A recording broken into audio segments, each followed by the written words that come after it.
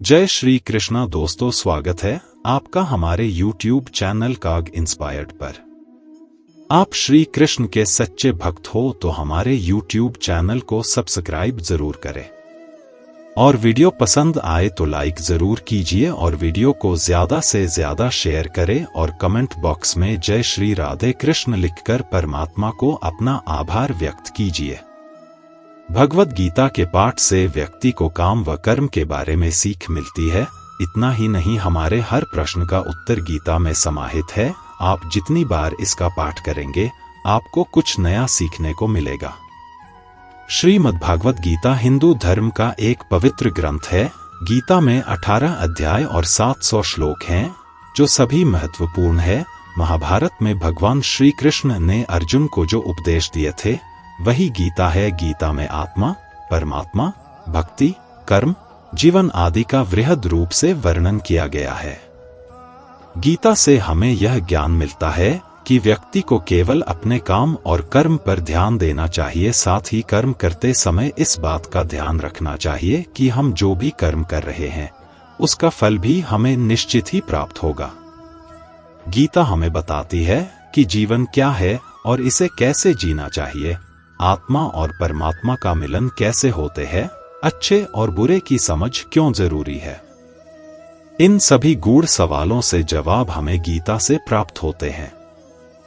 लेकिन सवाल यह है कि गीता का पूर्णत ज्ञान कैसे प्राप्त किया जा सकता है और इसके लिए इसे कितनी बार पढ़ना चाहिए। गीता या फिर किसी भी पाठ से ज्ञान को प्राप्त करने के 4 स्तर होते हैं। 1 श्रवण या पठन ज्ञान, 2 मनन ज्ञान, 3 निध्यासन ज्ञान, 4 अनुभव ज्ञान। इन चारों स्तर से गुजरने के बाद ही किसी भी ज्ञान की पूर्णता होती है और इससे समुचित लाभ होता है। इसका अर्थ यह है कि आप पहले पढ़ते या सुनते हैं, इसके बाद पढ़े सुने ज्ञान के बारे में चिंतन व मनन करते हैं।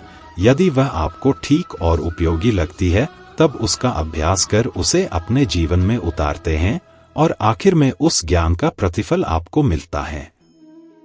किसी भी ज्ञान को आप पढ़कर या सुनकर छोड़ देंगे, उसे अपनाएंगे नहीं तो उसका फल कैसे मिलेगा। यही बात गीता पर भी लागू होती है। जब हम गीता पढ़कर उसके उपदेशों को जीवन में उतारेंगे तो निश्चित ही सुपरिणाम सामने आएगा। श्रीमद्भागवत गीता और क्या है इसके लाभ। जब हम पहली बार गीता पढ़ते हैं तो इसे हम एक अंधे व्यक्ति के रूप में पढ़ते हैं, यानी हमें केवल इतना ही समझ पाते हैं कि कौन किसके पिता, कौन किसकी बहन और कौन किसका भाई है। पहली बार गीता पढ़ने पर इससे ज्यादा कुछ समझ में नहीं आता। जब हम दूसरी बार गीता पढ़ते हैं तो मन में कुछ सवाल जागृत होंगे कि ऐसा क्यों किया गया या वैसा क्यों हुआ। जब हम तीसरी बार गीता पढ़ेंगे तो इसके अर्थ को समझने लगेंगे। हालांकि हर व्यक्ति को इसका अर्थ अपने तरीके से ही समझ आएगा। जब चौथी बार हम गीता पढ़ेंगे तो हर एक पात्र से जुड़ी भावनाओं को समझ पाएंगे, जैसे अर्जुन के मन में या दुर्योधन के मन में क्या चल रहा है। पांचवी बार गीता को पढ़ने से पूरा कुरुक्षेत्र हमारे मन में खड़ा हो जाता है और हमारे मन में अलग अलग कल्पनाएं होती हैं। छठवीं बार गीता से हम भगवान को अपने सामने अनुभव करने लगते हैं और हमें ऐसा लगता है कि भगवान हमारे सामने ये सब बता रहे हैं।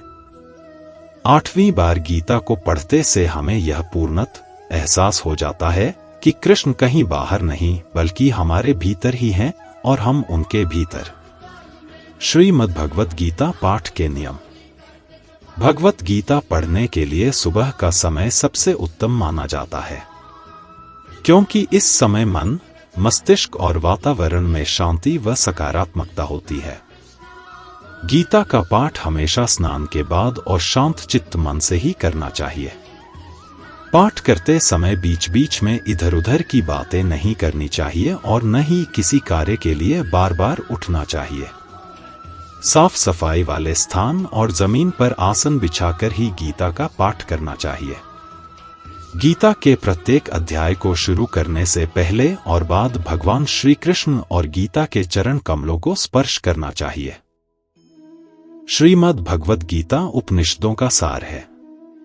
महाभारत युद्ध के समय रणभूमि में भगवान श्री कृष्ण ने अर्जुन को जो ज्ञान दिया था वह गीता में बताया गया है। गीता में ऐसी बहुत सी बातें हैं जो मनुष्य को जीवन की कई कठिनाइयों को आसान बनाती है। इतना ही नहीं, गीता पढ़ने पर मनुष्य को बहुत सी नई जानकारियां भी मिलती है। साथ ही हर अध्याय के नियमित पाठ का अपना लाभ और महत्व है। भगवान शिव ने देवी पार्वती को गीता के पहले अध्याय के पाठ का महत्व जो बताया है वही यहाँ आपके लिए प्रस्तुत है। लेकिन गीता के पहले अध्याय के महत्व को जानने से पहले जान लीजिए श्रीमद्भगवद्गीता के प्रथम अध्याय की खास बातें। गीता के पहले अध्याय का नाम अर्जुन विषाद योग है। इस अध्याय में कुरुक्षेत्र के मैदान में उपस्थित बंधुओं और संबंधियों को सामने देखकर अर्जुन के मन में उठे विषाद और मनस्थिति का वर्णन किया गया है, जिसे संजय धृतराष्ट्र को बताते हैं। गीता प्रथम अध्याय का महत्व। एक समय पार्वती जी ने पूछा है, महादेव जी, किस ज्ञान के बल पर संसार के सब लोग आपको शिव कहकर पूजते हैं? मृगछाला ओढ़े और अपने सभी अंगों में शमशान की विभूति लगाएं, गले में सर्प और नर मुंडों की माला पहने हुए हो। इनमें तो कोई भी पवित्र नहीं, फिर आप किस ज्ञान से पवित्र माने जाते हैं? तब महादेव ने उत्तर दिया कि हे प्रिय सुनो, मैं गीता ज्ञान को अपने हृदय में धारण करने से पवित्र माना जाता हूं। इस ज्ञान से मुझे बाहर के कर्म नहीं व्यापते। तब पार्वती जी ने कहा कि हे भगवान, जिस गीता ज्ञान की आप ऐसी स्तुति करते हैं उसके श्रवण करने से कोई कृतार्थ भी हुआ है? महादेव ने उत्तर देते हुए कहा कि इस ज्ञान को सुनकर बहुत से जीव कृतार्थ हुए हैं और आगे भी होंगे। मैं तुम्हें एक पुरातन कथा कहता हूं, तुम सुनो। एक समय पाताल लोक में शेषनाग की शैया पर श्री नारायण जी नैन मूंदकर आनंद में मग्न थे। उस वक्त भगवान के चरण दबाते हुए लक्ष्मी जी ने पूछा, हे प्रभु, निद्रा और आलस्य तो उन पुरुषों को व्यापता है जो जीव तामसी होते हैं, फिर आप तो तीनों गुणों से अतीत हो। आप तो वासुदेव हो, आप जो नेत्र मूंद रहे हों, इससे मुझे बड़ा आश्चर्य है। नारायण जी ने उत्तर देते हुए कहा, हे लक्ष्मी, मुझको निद्रा आलस्य नहीं व्यापता। एक शब्द रूप जो भगवद गीता है, उसमें जो ज्ञान है उसके आकार रूप है। यह गीता शब्द रूप अवतार है। इस गीता में यह अंग है। 5 अध्याय मेरे मुख है, 10 अध्याय मेरी भुजा है, 16वां अध्याय मेरा हृदय और मन और मेरा उदर है, 17वां अध्याय मेरी जंघा है, 18वां अध्याय मेरे चरण है। गीता श्लोक ही मेरी नाड़ियां हैं और जो गीता के अक्षर है वो मेरा रोम है। ऐसा मेरा शब्द रूपी जो गीता ज्ञान है, उसी के अर्थ मैं हृदय में विचार करता हूं और बहुत आनंद प्राप्त होते हूं। लक्ष्मी जी बोली, हे श्री नारायण जी, जब श्री गीता जी का इतना ज्ञान है तो उसको सुनकर कोई जीव कृतार्थ भी हुआ है, सो मुझसे कहो। तब श्री नारायण ने कहा, हे लक्ष्मी, गीता ज्ञान को सुनकर बहुत से जीव कृतार्थ हुए हैं, सो तुम श्रवण करो। एक व्यक्ति था जो चांडालों के कर्म करता था और तेल नमक का व्यापार करता था। उसने एक बकरी पाली। एक दिन वह बकरी चराने के लिए वन में गया और वृक्ष से पत्ते तोड़ने लगा। वहां उसे एक सांप से डंस लिया, जिससे वह तुरंत मर गया। मरने के बाद उसने बहुत से नरक भोगे और फिर उसका जन्म बैल के रूप में हुआ। उस बैल को एक भिक्षुक ने मोल लिया। वह भिक्षुक उस पर चढ़कर सारे दिन मांगता फिरे। जो कुछ भिक्षा मांग कर लाता वह उसे अपने परिवार के साथ मिलकर खाता और वो बैल सारी रात द्वार पर खड़ा रहता। उसके खाने पीने का भी कोई ख्याल नहीं करता था और सुबह होते ही बैल पर चढ़कर फिर मांगने निकल जाता। जब बहुत दिन हो गए तो वह बैल भूख से गिर गया, लेकिन उसके प्राण नहीं निकले। नगर के लोगों ने देखा और उस बैल को कोई तीर्थ का फल दे तो कोई व्रत का फल दे, तब भी उस बैल के प्राण नहीं छूटे। एक दिन गणिका आई। उसने लोगों से पूछा, यह कैसी भीड़ है? तो उन्होंने कहा कि इसके प्राण नहीं निकलते, अनेक पुण्यों का फल दे रहे हैं, तो भी इसकी मुक्ति नहीं होती। तब गणिका ने कहा कि मैंने जो कर्म किया है उसका फल मैंने इस बैल को दिया है। इतना कहते ही बैल की मुक्ति हो गई।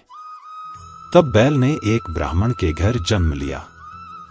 पिता ने उसका नाम सुशर्मा रखा। उसके पिता ने उसे पढ़ाया लिखाया। उसको अपने पिछले जन्म की सुध थी। उसने एक दिन मन में विचार किया, जिस गणिका ने मुझे बैल की योनि से छुड़ाया था उसका दर्शन करूं। विप्र चलते चलते गणिका के घर गया और कहा, आप मुझे पहचानती हैं? गणिका ने कहा, मैं नहीं जानती, तुम कौन हो? तब उसने कहा कि मैं वही बैल हूं जिसको आपने अपने पुण्य दिए थे। तब मैं बैल की योनि से छूटा था। अब मैं विप्र के घर जन्म हूं। आप अपना पुण्य बताएं। गणिका ने कहा कि मैंने अपने जाने पुण्य नहीं किया, परंतु मेरे घर एक तोता है। वह रोज सवेरे कुछ पढ़ता है। मैं उसका वाक्य सुनती हूं। उस पुण्य का फल मैंने तुम्हें दे दिया। तब विप्र ने तोते से पूछा कि तू सवेरे क्या पढ़ता है? तोते ने कहा, मैं पिछले जन्म में विप्र का पुत्र था। मेरे पिता ने मुझे गीता के पहले अध्याय का पाठ सुनाया करते थे। एक दिन मैंने गुरु से कहा कि मुझको आपने क्या पढ़ाया है? तब गुरुजी ने मुझे शाप दिया कि तू तोता बन जा। इसके बाद से मैं तोता बन गया। एक दिन बहेलिया मुझे पकड़ ले आया और एक विप्र ने मुझे मोल ले लिया। वह विप्र भी अपने पुत्र को गीता का पाठ सिखाता था। तब मैंने भी यह पाठ सीख लिया। उसी दिन विप्र के घर में चोर घुस गए। उन्हें धन तो प्राप्त नहीं हुआ, लेकिन वह मेरा पिंजरा उठा ले आए। उनकी यह गणिका मित्र थी। वह मुझे उसके पास ले आए। सो मैं नित्य प्रातः गीता जी के पहले अध्याय का पाठ करत हूं, जिसे यह गणिका सुनती है। पर इस गणिका को समझ में नहीं आती। जो मैं पढ़ता हूं वही इस गणिका ने तेरे निमित्त दिया था। वह श्री गीता जी के पहले अध्याय का फल था। तब विप्र ने कहा कि हे तोते, तू भी विप्र है, मेरे आशीर्वाद से तेरा कल्याण हो। सो हे लक्ष्मी। विप्र के इतना कहते ही वह तोता भी मुक्ति को प्राप्त हो गया। तब गणिका ने बुरे कर्म छोड़ भले कर्म ग्रहण किए और नित्य स्नान करके श्री गीता जी के प्रथम अध्याय का पाठ करना शुरू कर दिया, जिससे उसकी भी मुक्ति हो गई।